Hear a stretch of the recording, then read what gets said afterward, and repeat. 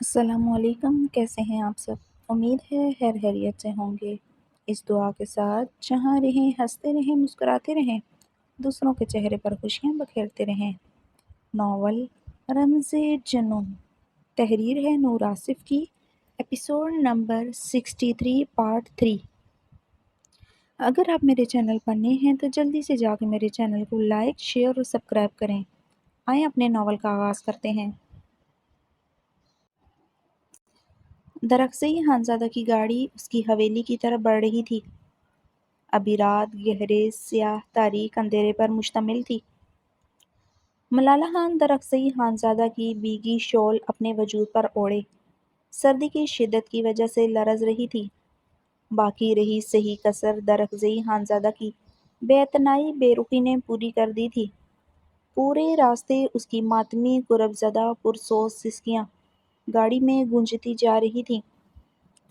وہ بے حس بن بنا سپاٹ انداز میں ڈرائیو کرتا رہا تھا۔ پچھتاووں کے احساس سے گری ملالہ خان اپنے ساتھ بیٹھی سیٹ پر۔ بارہب سحر انگیز شخصیت کے مالک کو دیکھ کر آہیں بھرتی آئی تھی۔ ملالہ خان نے تھکے تھکے زخم خوردہ انداز میں سیٹ سے ٹیک لگائے درخزئی خانزادہ پر نگاہ ڈالی، جو سیاہ شلوار قمیص میں ملبوس جان لیوا لگ رہا تھا۔ پیشانی پر بکھرے بال، سرخ تن چہرہ، جان لیوا پرکشش بارہب نقوش، گنی بیئرڈ جو اس کی مردانہ وجاہت میں مزید اضافہ کرتی تھی، سب سے بڑھ کر نشیلی براؤن آنکھیں۔ گال میں پڑنے والا وہ ننھا سا گڑھا بھی تو تھا۔ منگنی کے بعد اسے بہت بار مسکراتے ہوئے دیکھا تھا۔ اب بھی تو مسکراتا تھا، بہت مسکراتا تھا۔ جب جب عنایا کے ساتھ ہوتا تھا نشیلی آنکھیں بھی مسکراتی تھیں۔ ملالہ خان اپنا کپکپاتا ہاتھ اس کے گال کی طرف بڑھا گئی۔ جب وہ لب بینچے بری طرح جھٹک چکا تھا، وہ اس کے ہاتھ جھٹکنے پر اپنے چہرے پر دونوں ہاتھ رکھے ہذیانی رونا شروع ہو چکی تھی۔ اسے لگ رہا تھا جیسے وہ اس انسان کے لیے اپنے حواس کھو دے گی۔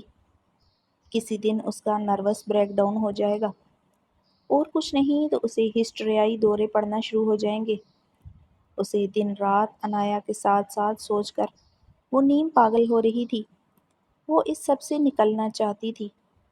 وہ چاہتی تو وہ درخزئی خانزادہ سے بآسانی طلاق لے سکتی تھی، وہ دے بھی دیتا، مگر وہ خود ہی اس بے مہر سنگ دل انسان کے نام سے خود کو آزاد نہیں کرنا چاہتی تھی۔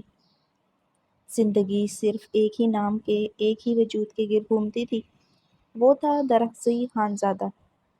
اتنی شدت سے عشق کرتی تھی وہ اس انسان سے۔ درخزئی خانزادہ اس کی پرسوز ہچکیاں سنتے سرد و سپاٹ چہرے کے ساتھ گاڑی کی سپیڈ بڑھا گیا تھا۔ رونا بند کرو، گاڑی حویلی میں داخل ہو رہی ہے۔ عنایا کو نہیں پتہ چلنا چاہیے تم میرے ساتھ تھی۔ خاموشی سے انیکسی کی طرف بڑھ جانا۔ وہ سرد و سپاٹ انداز میں بولتے گاڑی حویلی کے گیٹ کی طرف لے آیا تھا۔ درخزئی خانزادہ کی بات پر ملالہ خان اپنے گال بے دردی سے رگڑ گئی تھی۔ وہ مزید اب خود کو بے مول نہیں کر سکتی تھی، اس کے سامنے نہیں گڑ گڑا سکتی تھی۔ یہ بات بھی وہ خود سے ہزاروں مرتبہ کہتے خود کو تسلی دیتی تھی۔ گاڑی روکنے پر ملالہ خان نے جلدی سے دروازہ کھولا۔ ٹھنڈی برفیلی ہواؤں نے اس کا استقبال کیا تھا۔ وہ کپکپا کر رہ گئی تھی۔ یہاں سے انیکسی کا راستہ طویل تھا۔ سردی ایسی تھی کہ ملالہ خان کو اپنی ہڈیوں میں اترتی محسوس ہوئی تھی۔ وہ نڈھال سی کپکپاتی ہوئی دروازہ بند کر گئی تھی۔ گاڑی اچھی خاصی گرم تھی۔ خان، مر جاؤں گی سردی میں، 2 قدم نہیں چل سکوں گی۔ ملالہ خان درخزئی خانزادہ کی طرف دیکھتے بھاری بھیگے لہجے میں بولی تھی۔ کیا چاہتی ہو، گود میں اٹھا کر لے کر جاؤں؟ وہ اسٹیئرنگ پر ہاتھ مارتے ہوئے سیخ پا ہوا۔ خان، خدا کے لیے حویلی کے اندر سے انیکسی کی طرف چلی جاؤں گی، یہاں سے راستہ بہت طویل ہے، اوپر نیچے پتھر بھی ہیں۔ ملالہ خان رو پڑی تھی۔ اترو گاڑی سے، وہ غصے سے پھنکارا تھا۔ ملالہ خان اس کی پھنکار پر اپنا نچللا بے دردی سے کچلتی ہوئی اسی لمحے گاڑی سے اتر گئی تھی۔ وہ ساری دنیا کے لیے رحم دل تھا مگر اس کے لیے پتھر تھا، سنگ دل، بے مہر، شفاق۔ وہ اسے یہ دل ہی دل میں یہ نام دیتے آگے بڑھنے لگی۔ 2 قدم ہی چلنے پر وہ لڑکھڑاتے ہوئے زمین پر اوندے منہ گری تھی۔ درخزی خانزادہ یہ دیکھتے جلدی سے گاڑی سے اترتے، اس کی طرف بڑھتے، اسے کندھوں سے جکڑ گیا تھا۔ خان دیکھو کیا کر دیا میں نے خود کے ساتھ، تمہیں ٹھکرا کر میں ٹھوکروں کی زد میں آ گئی۔ ملالہ خان سیدھے ہوتے درخزئی خانزادہ کی آنکھوں میں دیکھتے سسک پڑی تھی۔ وہ اس وقت جیسے اپنے حواس میں نہیں لگ رہی تھی، پاگل ہو رہی تھی۔ وہ مقابل کی بے رخی پر اسٹریائی ہو رہی تھی۔ اٹھو، درخزئی خانزادہ نرمی سے بولتے اسے کندھوں سے جکڑے کھڑا کر گیا تھا۔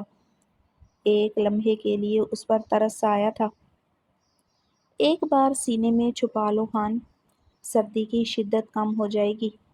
وہ اس کے نرم لہجے پر سسکتے ہوئے التجا کر گئی۔ چلو تمہیں چھوڑ آؤں انایا، میرا انتظار کر رہی ہوگی۔ وہ سرد و سپاٹ انداز میں بولتے اس کی کلائی جکڑے آگے بڑھ گیا تھا۔ ملالہ خان اپنی پرسوز ہچکیوں پر قابو پاتے اس کے ساتھ پتھریلے راستوں پر گھسٹتے ہوئے آگے بڑھنے لگی۔ درخزئی خانزادہ اسے لیے انیکسی کے گیٹ سے اندر داخل ہوتے انیکسی کے داخلی دروازے کی طرف بڑھا جو اندر سے بند تھا۔ درخزئی خانزادہ جھنجھلا کر رہ گیا تھا۔ درخزئی نے غصے سے دڑ دڑ لکڑی کا باری دروازہ بجایا۔ خان سب سو رہے ہوں گے، ادھر لون کی طرف میرے کمرے کا دروازہ کھلا ہوگا، میں وہاں سے چلی جاؤں گی۔ ملالہ خان سردی سے کپکپاتے نکاہت زدہ لہجے میں بولی۔ وہ ملالہ خان کے کپکپاتے وجود کو ایک نگاہ دیتے لون کی طرف بڑھا۔ ملالہ خان پھر سے بری طرح چکرائی تھی۔ درخزئی خانزادہ اس کی کلائی جکڑے تیز تیز قدموں سے لون کی طرف بڑھتے یکدم رک چکا تھا۔ اس کے قدم ساکت ہوئے تھے۔ لون کے بیچوں بیچ انایا بلو ویلویٹ کی نائٹی پر گلم شال اوڑھے کھلے بالوں کے ساتھ کھڑی تھی۔ اس کی بھیگی بے یقین نگاہیں درخزئی خانزادہ کے مضبوط ہاتھ کی طرف تھیں جس سے وہ ملالہ خان کی کلائی تھامے ہوئے تھا۔ وہ بے یقینی سے اپنی پلکیں 2-3 بار جھپکا گئی تھی۔ اسے حقیقت پر وہم کا گمان ہوا تھا۔ اسے سانس آنا بند ہوئی تھی۔ اس کا نازک وجود آندھیوں کی زد میں آیا تھا۔ انایا کے قدم بری طرح لڑکھڑائے تھے۔ درخزئی خانزادہ ملالہ خان کی کلائی چھوڑتے جلدی سے انایا کی طرف بڑھا تھا۔ درخزئی خانزادہ کے انایا کی طرف بڑھنے پر ملالہ خان سسکتے ہوئے چکراتے وجود کے ساتھ اپنا سر دونوں ہاتھوں میں جکڑ گئی۔ جہاں آندھیوں کے جکڑ چلتے دھماکے سے ہوئے تھے وہ سامنے کھڑی لڑکی کا تھا، وہ جانتی تھی، مگر پھر بھی وہ یہ حقیقت برداشت نہیں کر پاتی تھی۔ انایا، درخزئی خانزادہ اسے تڑپتے ہوئے پکارتا اس کے چکراتے وجود کو اپنی مضبوط باہوں میں تھام گیا تھا۔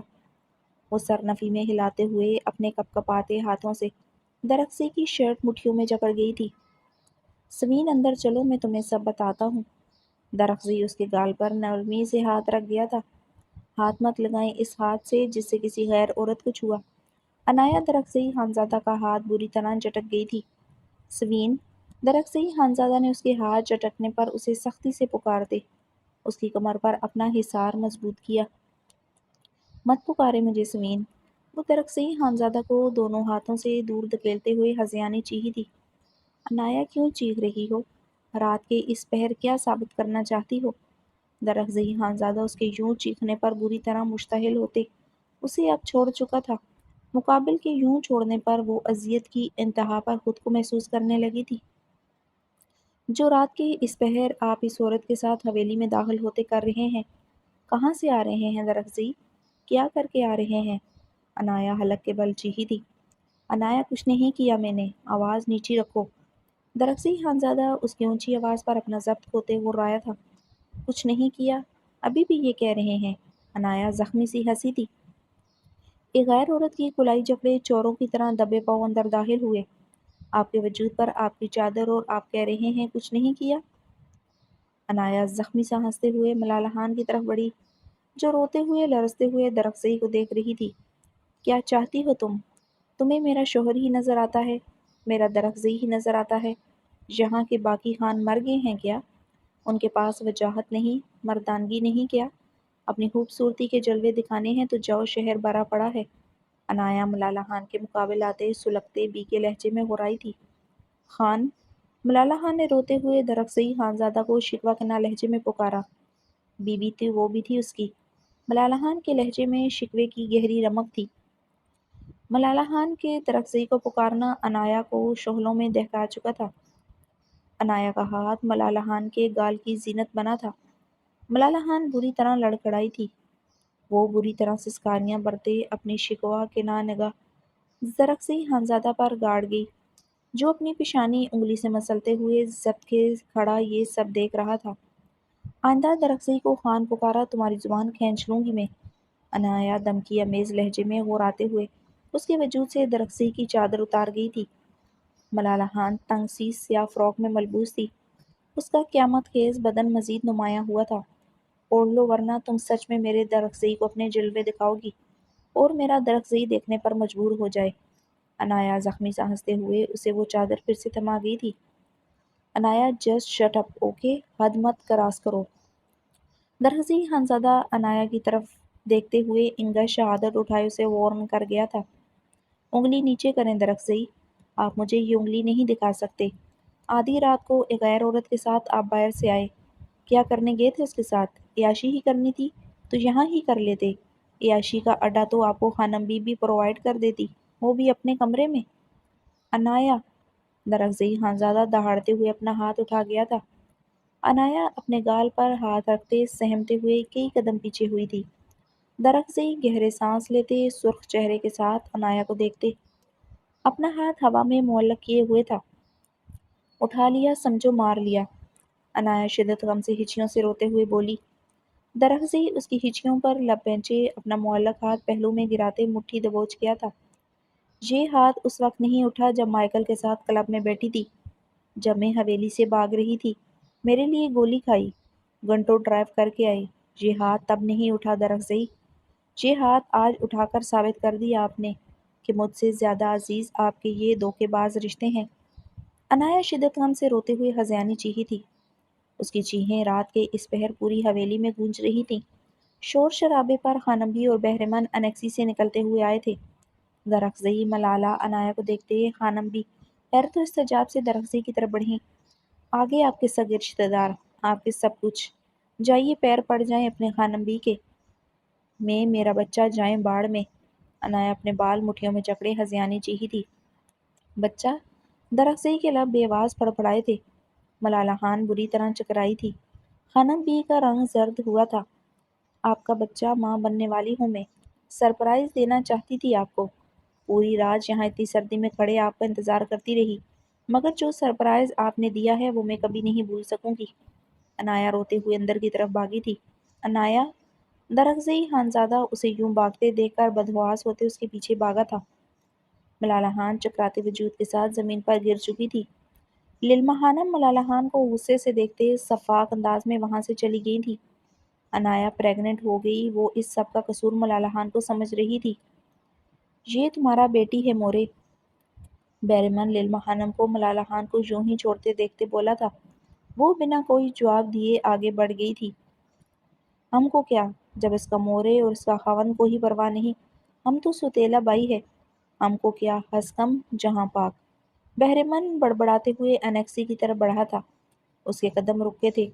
وہ کچھ دیر کھڑا ملالہ خان کو دیکھتا رہا، پھر اس کی طرف بڑھتے جھکتے ہوئے اسے اپنی گود میں اٹھاتے اس کے کمرے کی طرف بڑھا تھا۔ اسے بیڈ پر لٹاتے اس پر کمبل اڑاتے وہ اس کے کمرے سے نکل آیا تھا۔ انایا روتے ہوئے بھاگتے ہوئے دروازے سے اندر داخل ہوتے اپنے کمرے کی طرف بڑھتے اندر سے دروازہ بند کر گئی۔ سوین میری جان، دروازہ کھولو۔ درخزئی خانزادہ پاگل ہوتے دروازہ کھٹکھٹاتے چیخا۔ مر گئی سوین درخزئی، مر گئی سوین۔ وہ ہذیانی چیختے ہوئے کمرے کی ایک ایک چیز اٹھا کر پھینک رہی تھی۔ انایا، خدا کے لیے ایسا مت کرو، میرا بچہ ہے تمہارے پاس۔ وہ اندر سے آتی آوازوں پر اپنے حواس کھو رہا تھا۔ جی کر رہا ہے خود کو مار ڈالوں درخزئی، اتنی اذیت ہو رہی ہے، اتنی نفرت ہو رہی ہے مجھ سے، کیا ہے اس میں ایسا جو مجھ میں نہیں؟ انایا ڈریسنگ ٹیبل پر پڑے پرفیوم باڈی سپرے کارپیٹ پر پھینکتی چیخی تھی۔ میرے بچے کو کچھ بھی ہوا میں تمہاری جان لے لوں گا انایا۔ وہ دروازہ تیش و نم سے بجاتے حلق کے بل دہاڑا تھا۔ جان لے لی آپ نے؟ آپ کی بے وفائی میری جان لے گئی درخزئی، میں مر رہی ہوں درخزئی۔ وہ اپنے بال مٹھیوں میں جکڑے زمین پر بیٹھتے چیختی جا رہی تھی۔ کمرے میں پھیلی پرفیوم کی مہک اس کے چکراتے سر کو مزید چکرا کر رکھ گئی تھی۔ وہ دل پر ہاتھ رکھتے بھاگتے ہوئے واش روم کی طرف بڑھے، واش بیسن پر جھکے وومٹ کرنے لگی۔ انایا، درخزئی دڑ دڑ دروازہ بجاتے چیخا تھا۔ مر گئی انایا۔ وہ ہذیانی چیختی روف شاور کی طرف بڑھتی، شاور آن کے اس کے نیچے بیٹھتی چلی گئی تھی۔ آپی آپی، وہ اپنے بال مٹھیوں میں دبوچے اب رش کو پکارتے، اب ہذیانی چیخیں مار رہی تھی۔ دل پھٹ کر ٹکڑوں میں تقسیم ہو رہا تھا۔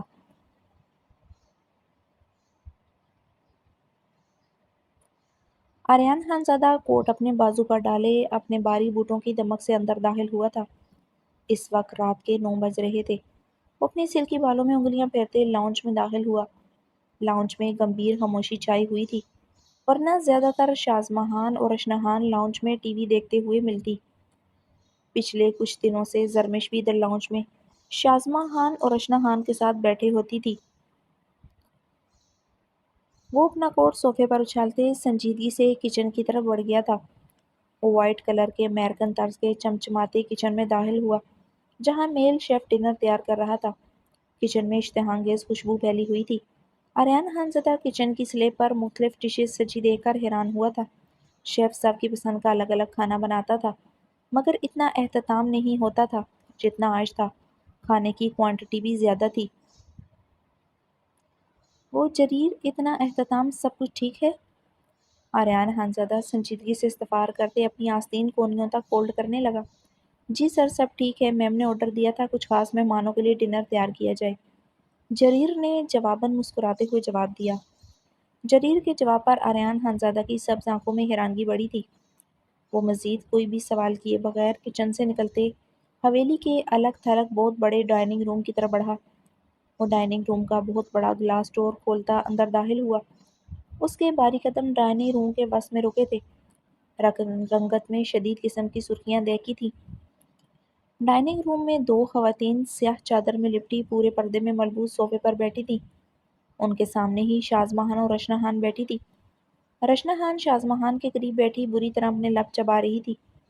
ان 2 پردہ دار عورتوں کے بیچ شاکنگ پنک کلر کی بے حد سٹائلش لانگ شرٹ اور ٹراؤزر میں ملبوس زرمش سر پر پنک اورگنزا ٹائپ بے حد خوبصورت دوپٹہ سر پر اوڑھے گھبرائی سی بیٹھی تھی۔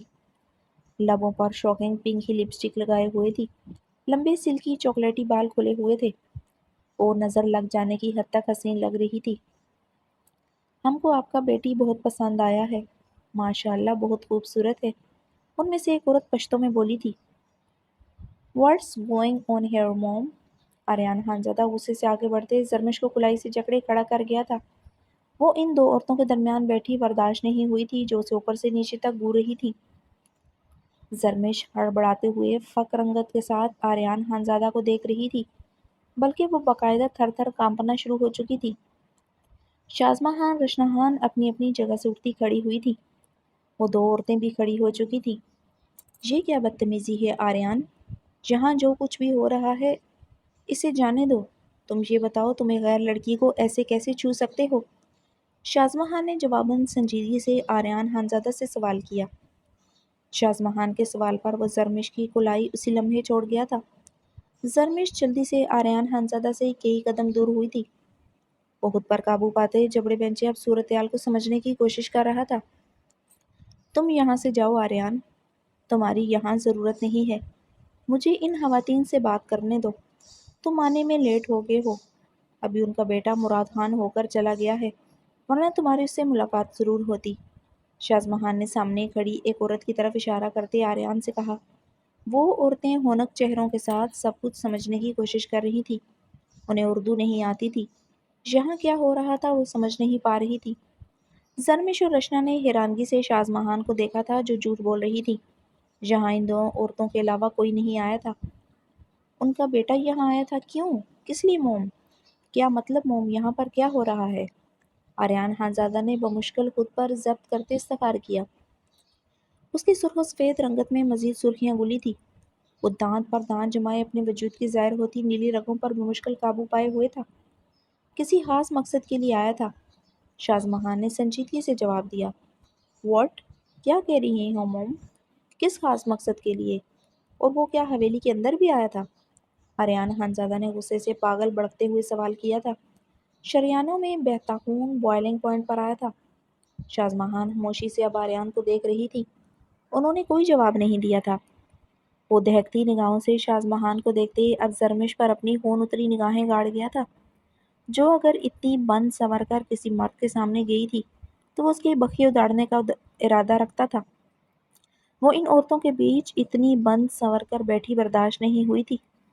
وہ کسی غیر مرد کے سامنے تو اسے اس طرح کے حلیے میں دیکھنے کا سوچ بھی نہیں سکتا تھا۔ آپ لوگ جائیں، میں آپ کو بعد میں جواب دیتی ہوں، شازمہان نے کہا۔ ٹھیک ہے، ہم چلا جاتا ہے، بس ہم کو جواب ہاں میں چاہیے۔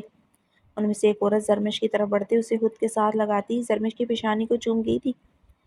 یہ دیکھتے آریان خانزادہ کو اپنے وجود میں کھولتا پانی امڑتا محسوس ہوا تھا۔ وہ گردن کی پھولتی رگوں کے ساتھ غصے سے اپنا رخ موڑ گیا تھا۔ ماشاء اللہ، بہت خوبصورت ہے، وہ پشتو میں بولتے زرمش پر آیت کرسی پڑھ کر پھونک رہی تھی۔ شازمہان اطمینان سے کھڑی آریان خانزادہ کو دیکھ رہی تھی، جو رخ پلٹے اپنی مٹھیاں دبوچے ہوئے تھا۔ اس کی بند مٹھیوں کی کڑکڑاہٹ تک بخوبی سنائی دے رہی تھی۔ وہ لوگ شازمہان سے ملتی ڈرائنگ روم سے نکلتے چلی گئی تھی۔ اب پوچھو آریان، کیا پوچھنا ہے، مگر اس سے پہلے میرے سوال کا جواب دو۔ تم اچھی طرح دیکھ چکے ہو وہ عورتیں پردہ کرتی ہیں، تم ڈرائنگ روم میں میرے مہمانوں کے سامنے کیوں آئے؟ یہ کیا حرکت تھی؟ شازمہان نے آریان خانزادہ کو کاٹدار نگاہوں سے گھورتے سنجیدگی سے جواب طلبی کی تھی۔ موم، پہلے میری بات کا جواب دیں، وہ مراد خان اندر آیا تھا کیا؟ یہ لوگ کس مقصد کے لیے آئے تھے؟ آریان خانزادہ نے شازمہان کی طرف بڑھتے اپنے لہجے کی کولن پر وہ مشکل قابو پاتے اپنا سوال دہرایا۔ میں نے زرمش کا رشتہ مراد خان سے طے کر دیا ہے۔ مراد خان اندر آیا تھا، اسے بھی زرمش بہت پسند آئی ہے۔ شازمہان کی بات پر آریان خانزادہ کی رنگوں میں دوڑتے خون میں شرارے دوڑے تھے۔ وہ بارود کا گولہ بنا تھا۔ یہ کیا کہہ رہی ہیں موم؟ مس خان کو کیسے آپ کسی مرد کے سامنے یوں بنا سنورا کر پیش کر سکتی ہیں؟ آریان خانزادہ طیش و علم سے چیخا تھا۔ آریان خانزادہ کی چیخ پر زرمش بری طرح لرزتے ہوئے اپنے لبوں پر ہاتھ جما گئی تھی۔ رشناہان الجھن بھری نگاہوں سے شازمہان کو دیکھ رہی تھی۔ آریان خانزادہ کے چیخنے پر بھی اس کے اطمینان میں کوئی فرق نہیں آیا تھا۔ کیوں نہیں کر سکتی؟ ہوتے کون ہو تم یہ سوال کرنے والے؟ زرمش کو تم لے کر آئی یہاں، میں نے اسے اپنی حویلی میں جگہ دی۔ دیٹس اٹ آریان، اب یہ اسے یہاں نہیں رکھنا چاہتی، اس کا نکاح کرنا چاہتی ہوں۔ جوان ہے، خوبصورت ہے، کچھ بھی ہو سکتا ہے، میں اتنی بڑی ذمہ داری نہیں لے سکتی۔ شازمہان نے آریان خانزادہ کی سبز آنکھوں میں شعلے دہتے دیکھتے اطمینان سے کہا۔ ٹھیک ہے، اب آپ کی ذمہ داری نہیں لینا چاہتی، مت لیں، اب یہ یہاں نہیں رہے گی۔ وہ زرمش کی طرف بڑھتے اس کی کلائی سختی سے جکڑتے ڈرائنگ روم کے دروازے کی طرف بڑھا تھا۔ زرمش اس کی بے درد گرفت پر اس کے ساتھ کامتے ہوئے کھنچتی چلی گئی تھی۔ آریان، شازمہان کی سرد پکار پر آریان خانزادہ کے قدم ٹھہرے تھے۔ کہاں چھوڑ کر آؤ گے اسے اس وقت؟ شازمہان نے آگے بڑھتے زرمش کے سوکھے پتے کی مانند کامتے جسم کو ایک نگاہ دیکھتے آریان خانزادہ کی خون اتری آنکھوں میں جھانکتے سوال کیا۔ سڑک پر چھوڑ کر آؤں یا کہیں بھی موم، مگر اب یہاں نہیں رہے گی یہ، وہ انگارے چباتے لہجے میں بولتے زرمش کی کلائی پر اپنی بے درد گرفت مزید مضبوط کر گیا تھا۔ وہ اتنی بند سنور کر کسی غیر مرد کے سامنے آئی، آریان خانزادہ کا بس نہیں چل رہا تھا اس کی جان لے لیتا۔ آریان خانزادہ کی بے درد گرفت پر زرمش کے لبوں سے دبی دبی سسکاریاں برآمد ہو رہی تھی۔ اچھی بات ہے، چھوڑ آؤ سڑک پر، میں بھی نہیں چاہتی یہ یہاں رہے۔ کون ہے، کہاں سے آئی ہے، کچھ بھی تو نہیں پتا اس کے بارے میں، پتہ نہیں کس کریکٹر کی مالک ہے جو اس کے گھر والوں تک کو اس کی خبر نہیں۔ موم، وہ شازمہان کو ٹوکتے پاگل ہوتا چیخ اٹھا۔ کیا موم آریان، کتنی مرتبہ اس سے پوچھ بیٹھی ہوں اس کا پورا نام کیا ہے، کون ہے یہ، مگر یہ خاموشی سے مجھے دیکھنے لگ جاتی ہے۔ جس لڑکی کے پاس اپنی پہچان، اپنا نام نہ ہو، وہ کیسے کریکٹر کی ہوگی، یہ تمہیں بتانے کی ضرورت نہیں۔ شی از مائی وائف موم، بیوی ہے یہ میری۔ وہ پھولتی رگوں کے ساتھ اتنی زور سے دہاڑا تھا کہ حویلی کے در و دیوار لرز اٹھے تھے۔ زرمش اور رشناہان بری طرح لرز اٹھی تھی۔ شازمہان آریان خانزادہ کو اب بھی سنجیدہ نگاہوں سے دیکھ رہی تھی۔ ان کے اطمینان میں کوئی فرق نہیں آیا تھا۔ بیوی ہے یہ میری، زرمش آریان خانزادہ نام ہے اس کا، اب اس کے کریکٹر کو کس طرح جج کریں گی موم؟ وہ زرمش کی کلائی جکڑے شازمہان کے مزید قریب ہوا تھا۔ شازمہان جواباً ابھی بھی سنجیدگی سے آریان خانزادہ کو دیکھ رہی تھی، جو غصے سے پاگل ہو رہا تھا۔ جس طرح بھی جج کریں، مگر ایک بات یاد رکھیے گا موم، یہ لڑکی بیوی ہے میری، اس کے کریکٹر پر اب ایک بھی لفظ نکالنے سے پہلے سوچ لیجیے گا، اس کے نام کے ساتھ آریان فارس خانزادہ جڑا ہے۔ وہ شازمہان کی آنکھوں میں آنکھیں ڈالے کھڑا تھا۔ میں تو یہ بھی نہیں کہہ سکتی آریان فارس خانزادہ اپنے باپ کی طرح کمزور انسان ہے۔ اگر وہ کمزور ہوتا تو کبھی اس طرح اپنی موم کے مقابل نہ کھڑا ہوتا۔ مگر یقین نہیں آتا میرا بیٹا آریان خانزادہ نکاح جیسے پاک رشتے کی ایسے توہین کرے گا۔ ایک لڑکی کو اپنے نکاح میں رکھتے اسے چھپاتا پھرے گا، کبھی ہاسپٹل میں، کبھی اپنے کمرے میں، کبھی ڈریسنگ روم میں۔ شازمہان نے آریان خانزادہ کی سبز آنکھوں میں دیکھتے چپتے لہجے میں کہتے تعصب زدہ انداز میں سر ہلا گئی تھی۔ آریان خانزادہ زرمش کی کلائی چھوڑتے اپنی نگاہیں پھیر گیا تھا، مگر چہرہ ابھی بھی خون چھلکا رہا تھا۔ وہ دانت پر دانت جمائے اب اپنا رخ پھیرے کھڑا تھا۔ ایسی تربیت کی تمہاری میں نے آریان، تم ایک لڑکی سے نکاح کر کے اسے اپنی سرپرستی میں لو، چھپ کر کمرے میں جگہ جگہ اس کے جسم پر اپنا حق تو جتاؤ، مگر اپنی موم کے سامنے، دنیا والوں کے سامنے یہ بتا نہ سکو یہ تمہاری بیوی ہے۔ شازمہان غصے سے بولتے آریان خانزادہ کے سامنے آئی تھی۔ زرمش ساکت بھیگی نگاہوں اور فقر رنگت سے آریان خانزادہ کی پشت کو دیکھ رہی تھی۔ شازمہان اس کی حقیقت نہیں جانتی تھی۔ وہ جان جاتی پتہ نہیں کیا سلوک کرتی، اسے ادھر رہنے دیتی یا پھر نکال دیتی۔ وہ چکراتے وجود کے ساتھ شازمہ اور آریان کو دیکھ رہی تھی۔ رشنہان بھی خاموشی سے شازمہ اور آریان خانزادہ کو دیکھ رہی تھی۔ وہ دونوں آج پہلی مرتبہ یوں مقابل آتے ایک دوسرے سے سوال جواب کر رہے تھے۔ آریان خانزادہ اپنی بے ترتیب سانسوں پر قابو پائے اپنی سرخ نگاہیں غیر مرئی نقطے پر گاڑے ہوئے تھا۔ جواب دو آریان مجھے، جب تم زرمش سے نکاح کر چکے تھے کیوں چھپائی اس کی حقیقت؟ شازمہان نے گرجتے ہوئے سوال کیا۔ پہلے آپ میرے سوال کا جواب دیں۔ جب آپ جانتی تھی کہ میرے نکاح میں ہیں پھر کیسے میری عزت میری بیوی کو کسی غیر مرد کے سامنے پیش کیا؟ وہ دہکتے لہجے میں سوال کر گیا تھا۔ زرمش کسی غیر مرد کے سامنے آئی اور وہ اسے پسند کر کے چلا گیا۔ آریان خانزادہ ابھی تک انگیٹھی میں جلتے کوئلوں کی مانند جل رہا تھا۔ وہ شازمہان کے جواب جاننے بغیر ہی غصے سے زرمش کی طرف بڑھا، جو اب ایک شانے پر دوپٹہ ڈالے اپنے شعلہ جواں روپ کے ساتھ اس کے سامنے کھڑی تھی۔ وہ مزید دہک کر انار ہوا تھا۔ ہمت کیسے ہوئی تمہاری کسی غیر مرد کے سامنے ایسے جانے کی مسز خان؟ وہ اسے بازو سے جکڑے اپنے مقابل کرتے، اسے خون اشام نگاہوں سے دیکھتے غراتے ہوئے سوال کر گیا تھا۔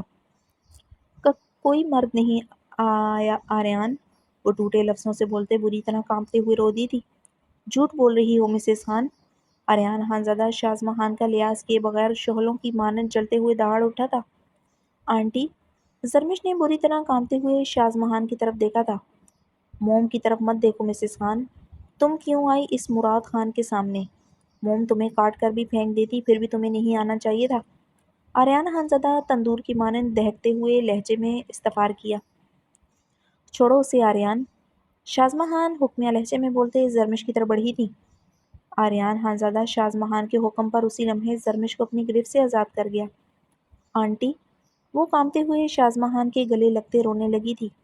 آریان اسے قہربار نگاہوں سے گھورتے جبڑے بینچ گیا۔ جہاں کوئی مرد نہیں آیا آریان، میں جانتے بوجھتے اپنے بیٹے کی عزت کو کسی بھی کی قیمت پر کسی کے سامنے پیش نہیں کروں گی۔ شازمہان کی بات پر آریان خانزادہ نے بے یقینی سے ان کی طرف دیکھا تھا۔ تم اپنی موم سے جھوٹ بول کر اسے تکلیف پہنچا سکتے ہو، مگر تمہاری موم کبھی بھی وہ کام نہیں کر سکتی جو تمہیں تکلیف پہنچائے۔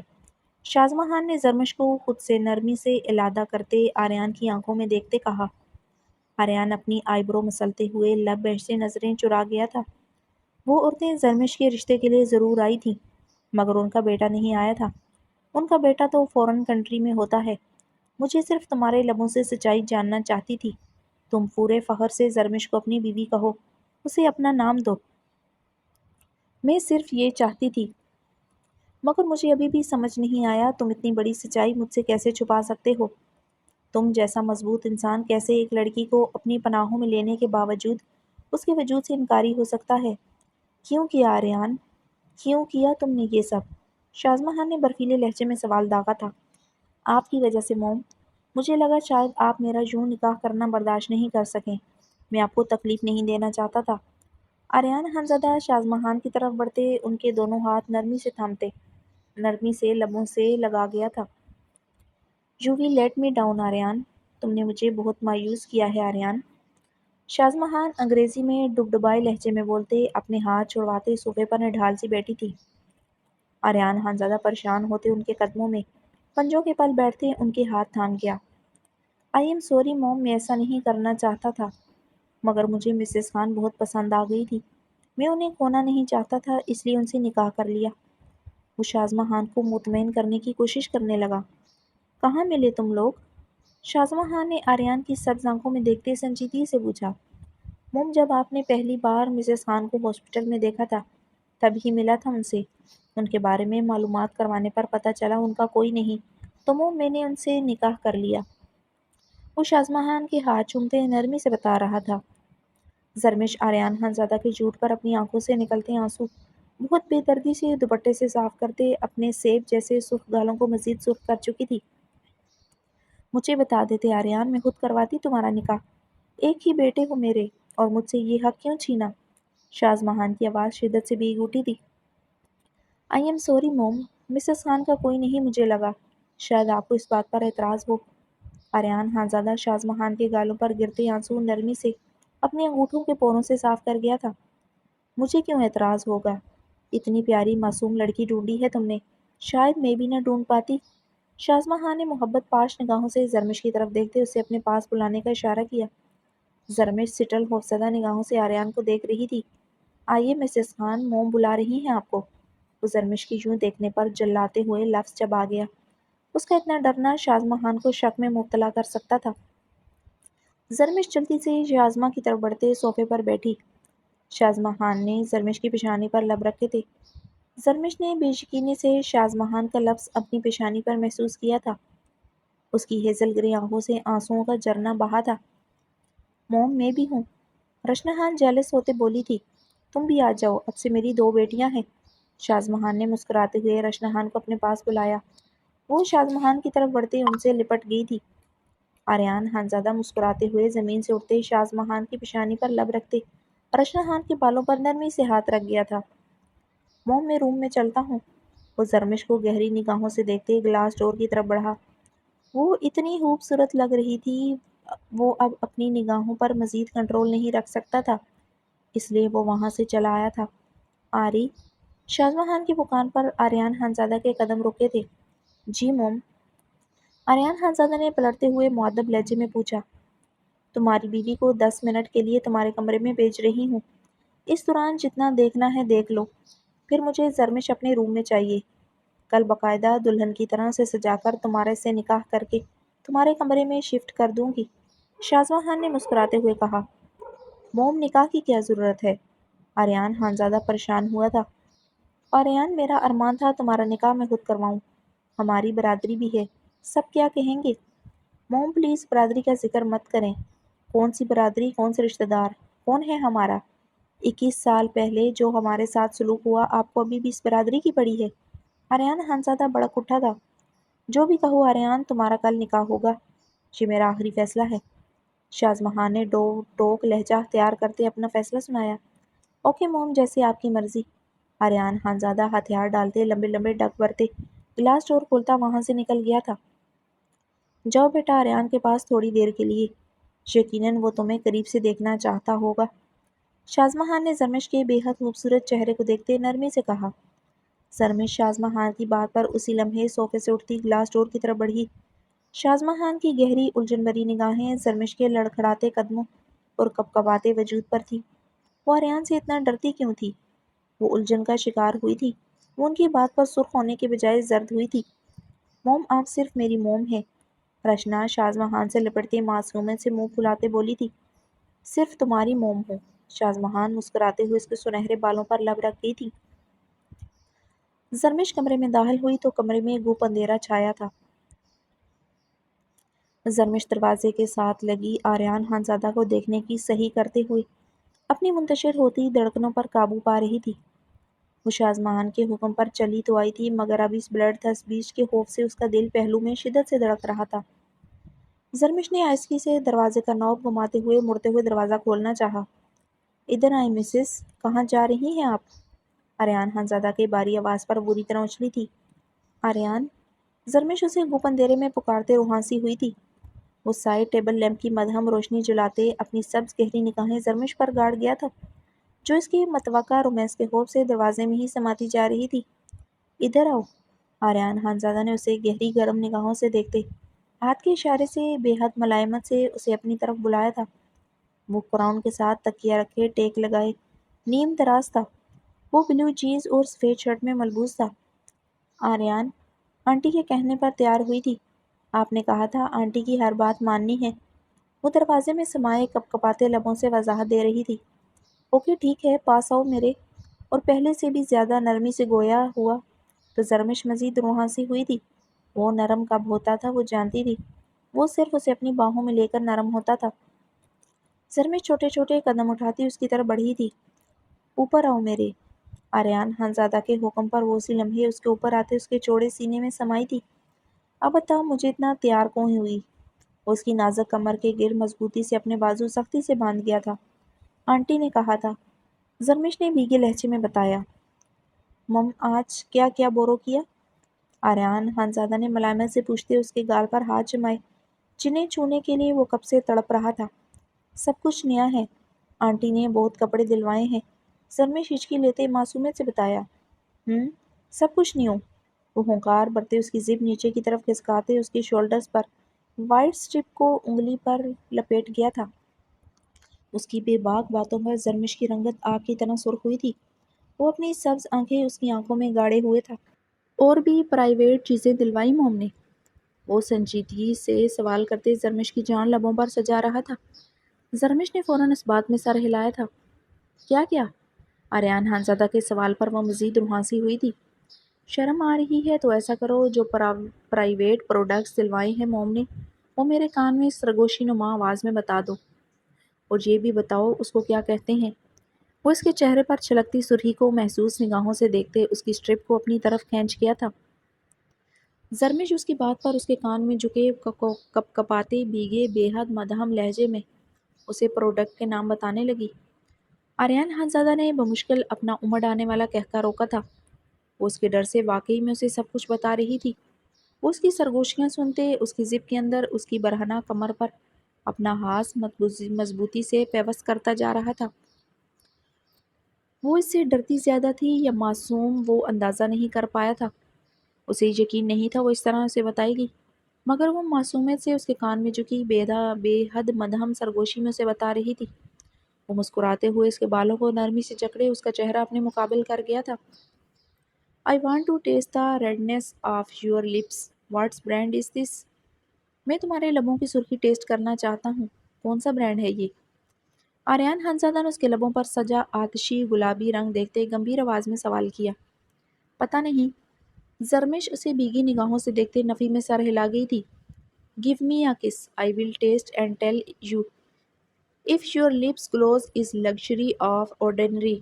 مجھے کس کرو میں خود بتاتا ہوں کہ تمہاری لپسٹک ہائی کوالٹی کی ہے لو کوالٹی کی۔ وہ حکمیہ باری لہجے میں بولتے زرمش کے چہرے کو مزید قریب کر گیا تھا۔ کس می مائی لیڈی لو۔ وہ گمبھیر لہجے میں بولتے اس کے گلابی لبوں پر انگوٹھا رگڑ گیا۔ زرمش اسے ساکت بھیگی نگاہوں سے دیکھ رہی تھی۔ کس می؟ وہ اسے ساکت دیکھتے بڑکتے ہوئے غرایا تھا۔ زرمش اس کی غراہٹ پر اسی لمحے اس کے لبوں پر جھک گئی تھی۔ وہ اس کے لبوں پر جھکے بے حد نرمی سے اس کے ہونٹوں کو چھونے لگی۔ آریان خانزادہ اس کے اناڑی پن پر جی بھر کر مدمزہ ہوتے اس کے بالوں میں سختی سے انگلیاں پھنسائے اس کے لبوں میں اپنے لب پیوست کیے۔ اس کے ہونٹوں کی سرخی چرا گیا تھا۔ زرمش اس کی شرٹ کو مٹھیوں میں سختی سے جکڑ گئی تھی۔ وہ ایک ہاتھ اس کی برہنہ کمر پر اوپر سے نیچے سختی سے پھیرتے، دوسرا ہاتھ اس کے بالوں میں پھنسائے اس کے لبوں کو اپنے لبوں میں پیوست کیے اس کی سانسیں کھینچ رہا تھا۔ وہ اسے ایک بھرپور پیشنیٹ کس کرتے روح پلٹے اس کے لبوں کو آزاد کر گیا۔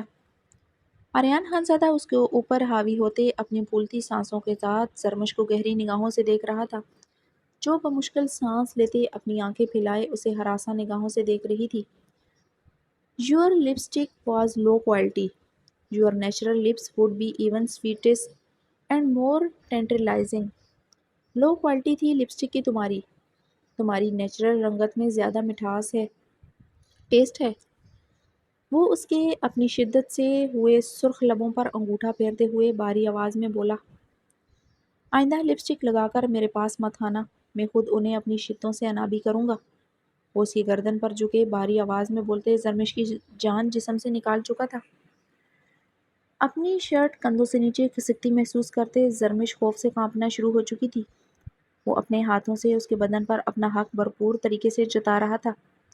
آریان، زرمش نے اس کے ہاتھوں کی سختی پر اسے بھیگی آواز میں پکارا۔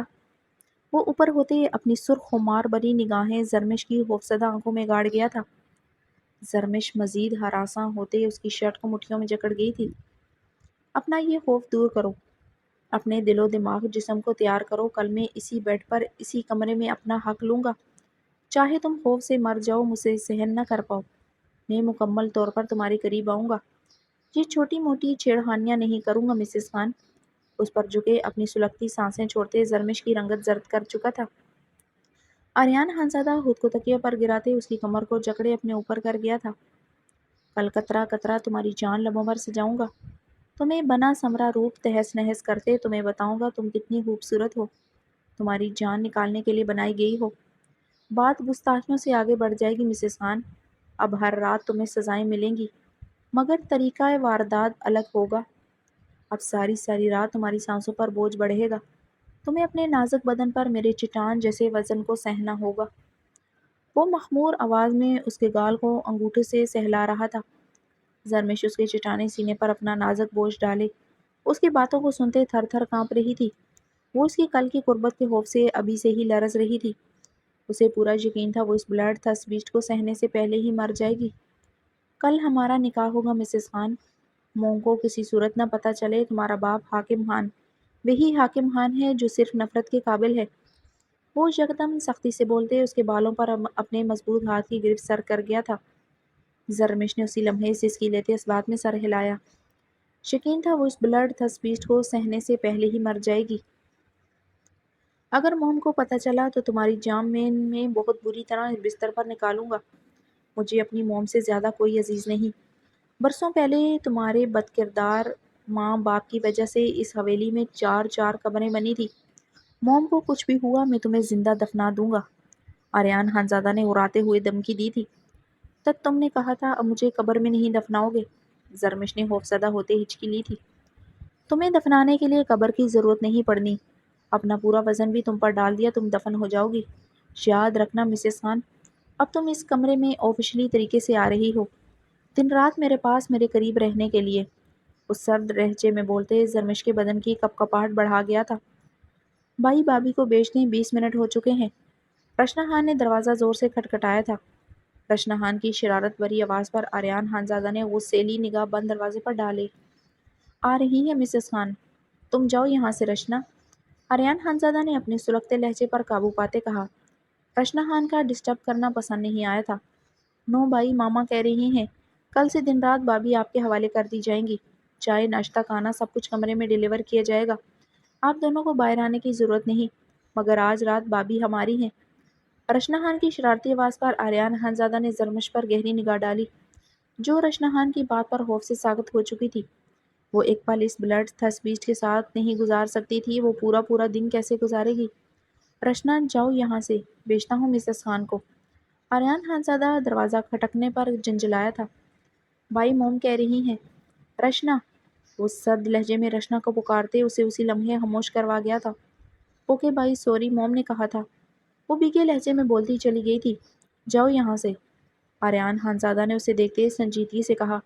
وہ اس کے اوپر لیٹی اس کی حالت خراب کر چکی تھی۔ وہ کچھ دیر اور اس کے قریب رہتی وہ یقیناً ہر حد سے گزر جاتا۔ زرمش اسی لمحے اس کے اوپر سے اٹھتے دروازے کی طرف بڑھی تھی۔ آریان خانزادہ اس کی پھرتیوں پر بری طرح سلگا تھا۔ وہ اوپر کو ہوتے اس کی کلائی جکڑے پھر سے اسے اپنے اوپر گراتے اسے اپنی باہوں میں قید کر چکا تھا۔ کیا ہوا آریان؟ آنٹی بلا رہی ہیں۔ زرمش نے روحاں سے ہوتے اس کے حصار سے نکلنے کی صحیح کی۔ تمہارا اس دن میرے پاس کچھ رہ گیا تھا۔ آریان خانزادہ نے اس کی بھیگی ہراساں نگاہوں سے دیکھتے اس کی نازک کمر پر اپنی گرفت مضبوط کرتے اس کی زپ اوپر کر گیا۔ کیا؟ زرمش نے اس کے ہاتھ کی بے باکی پر دھڑکتے دل کے ساتھ استفسار کیا۔ وہی جو مجھے رات رات بھر سونے نہیں دے رہا، آریان خانزادہ نے مدھم لہجے میں کہتے سائڈ تکیہ پیچھے کیا تھا۔ زرمش کی رنگت سرخ انار ہوئی تھی۔ وہ زرمش کی سرخ رنگت دیکھتے گہرا مسکرایا تھا۔ لے جاؤں؟ زرمش نے بھیگے لہجے میں معصومیت سے پوچھا۔ کیسے لے کر جاؤ گی؟ موم رشنا دیکھ لیں گی، پھر کیا جواب دو گی؟ اس کی حالت انجوائے کرتے سوالی انداز میں آئی برو چکا گیا تھا۔ یہی کہ اس دن رہ گئی تھی۔ سرمش معصومیت سے بولتے آریان کو کہکا لگانے پر مجبور کر چکی تھی۔ یہیں رہنے دو، آج رات اس سے کام چلا لوں گا۔ آریان خانزادہ اس کے سرخ گالوں کو بغور دیکھتے اس پر رحم کھاتے اسے اپنے حصار سے آزاد کر گیا تھا۔ سرمش اسی لمحے اس کے اوپر سے اٹھتی دروازے کی طرف بڑھتے دروازہ کھولتے نکل گئی تھی۔ آریان خانزادہ جبڑے بھینچتے کل کے بارے میں سوچتے، اپنی آئی برو انگلی سے سہلاتے کل کے بارے میں سوچنے لگا۔ اسے پورا یقین تھا سرمش وہی کرے گی جو اس نے کہا۔ شازمہ خان کو کیسے یقین دلانا ہے وہ جانتا تھا۔ آریان خانزادہ تکیہ منہ پر رکھتے آنکھیں موند گیا تھا۔ اس کی معصومیت، اس کا دو آتشہ روپ یاد کرتے وہ تکیے کے نیچے ہاتھ لے جاتے۔ آہ بھر گیا تھا۔ کستوری خوشبو نے اس کے اعصابوں کو بری طرح جکڑا تھا۔